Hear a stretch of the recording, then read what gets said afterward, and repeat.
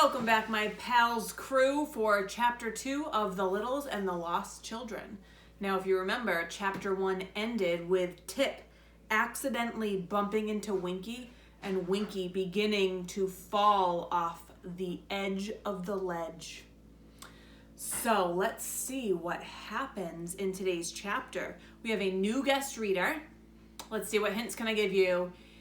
He is someone who always orders iced coffee for Cafe Tuesday, even though we don't serve iced coffee.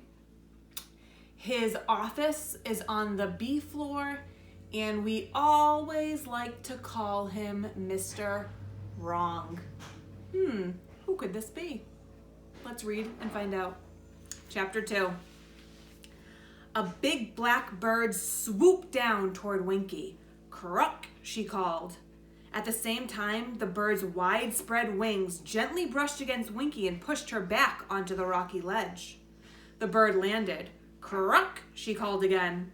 Winky and Tip ran to her immediately. She spread her wings around them. Father Len heard the blackbird's warning cry and came running from the mud house. He was just in time to see Winky saved from falling. "Good girl, Sable," he cried.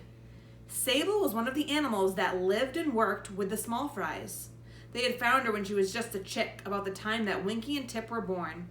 In 2 years, the raven had become a full-grown bird while the children were still babies. Sable seemed to love them and acted as their babysitter and protector. She had taught them to run to her when she called. Many times she saved them from being hurt. Mother Lynn came out. "What's going on?" she asked. "Everything's all right," Father Len told her. "Sable saved Winky from falling off the ledge, and they ran to her when she called. It's amazing. They have really learned to obey her." "She's wonderful," Mother Lynn exclaimed. "You know, Lenny, I think we can take the children with us on our trip this time.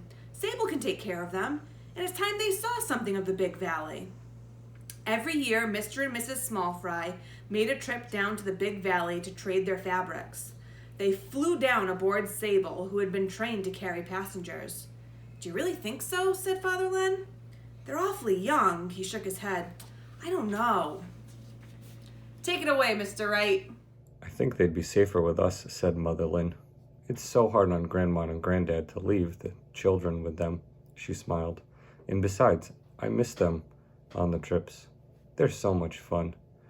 "Well, I'm against it," said Grandmom Fry the next day when she heard that Small Fries had decided to take Winky and Tip with them on their annual trip to the Big Valley. "Mark my words," said Grandeye Fred, shaking his finger at no one in particular. "You'll be sorry. Why, those little tads are only 2 years old. They're still babies." The family was gathered in the living room of the Small Fries mud house. Even Auntie Mum and Uncle Sly Fry and their children, Winky's and Tip's cousins, were there. They were against taking Winky and Tip on the trip, too. "You're going to an unknown place," said Uncle Sly, walking back and forth on the moss rug. "Anything could happen." "Thank you very much, Mr. Wright." Auntie Mum looked over the edge of her glasses at Father Len. "Len, there's never been one good reason for you and Lynn to trade with those Big Valley Tinies," she said. "We make everything we need right here on Smoke Mountain. You're just asking for trouble by going there every year." "Oh, but there is a good reason," said Mother Lynn. "Lenny and I make more fabric than we can trade with our neighbors. There are all kinds of tiny people in the Big Valley who like our beautiful fabrics. We can trade with them." She waved her hand around the room. "Look at all these wonderful bottle-bottom windows we got by trading with the tree tinies last year. That's why we have the sunniest front room in the village." While the arguing was going on, the tiny cousins were looking from one grown-up to another. "But who are the trash tinies you want to visit this year?" said Granddad Fry. "What kind of people would live in a town dump? Disgusting!" "You're taking our grandchildren to a town dump?" cried Grandmom Fry. "Good heavens!" "Just calm down, everybody," said Father Len, holding his hands up. "Things down in the valley are not as bad as you think they are. For instance, you probably think the tinies who live in the dump are poor and maybe even dirty, right?" "Well, aren't they?" asked Uncle Sly. "It makes sense." "Why in the world would they live there if they're not poor?" said Granddad Fry. "Well, they aren't poor or dirty," said Father Len. "How do you know?" asked Auntie Mum.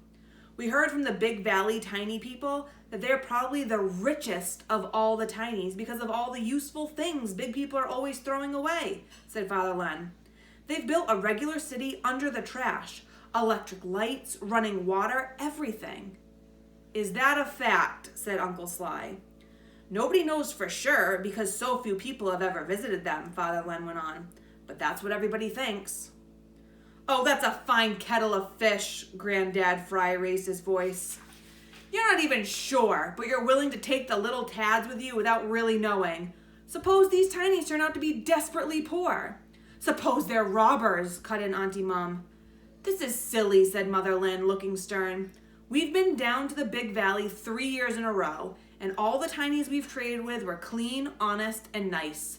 We're going, so stop worrying. Besides, said Father Len, you all know that Sable is fearless. She loves the children as though they were hers. She won't let anything bad happen to them. Believe me.